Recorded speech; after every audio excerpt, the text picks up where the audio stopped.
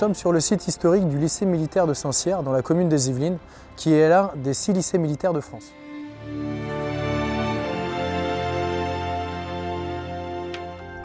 AEVIA est intervenu dans le cadre du programme SecPro, qui a pour but la sécurisation de l'établissement mandaté par les îles de Versailles. Nous avons réalisé 800 mètres de murs d'enceinte en soubassement béton dans la périphérie du lycée et réorganisé les accès par la création d'un nouveau poste de garde.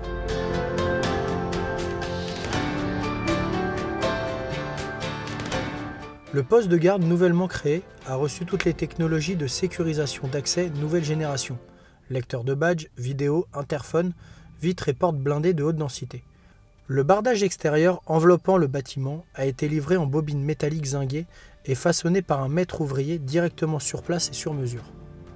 Pour harmoniser les détails et les teintes, le toit terrasse est recouvert par un concassé de cailloux de pierre Saint-Maximin issu d'une carrière dans l'Oise. Ce sont les restes des pierres taillées dans la masse qui ornent les pylônes et les soubassements du mur d'enceinte principal.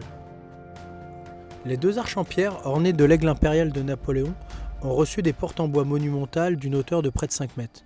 Ces portes en chêne massif ont été fabriquées aux ateliers Perrault, une menuiserie traditionnelle datant de 1760, spécialisée dans le domaine de la restauration du patrimoine.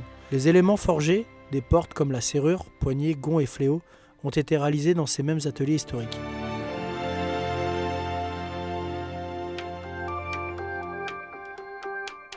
Le mur d'enceinte principal, constitué de paires massives d'environ 300 kg livrés en bloc, ont été ajustés et travaillés par des tailleurs de pierre, donnant cette notion d'étendue sur la devanture du lycée.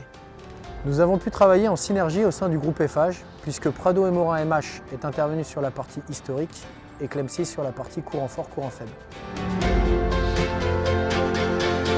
Le lycée militaire de Saint-Cyr-l'École a une histoire riche durant les périodes successives de France.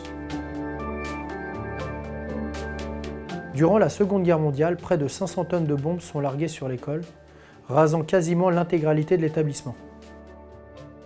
Un travail méticuleux a été effectué par les équipes AEVIA lors du terrassement dans le sol pour la création des longrines.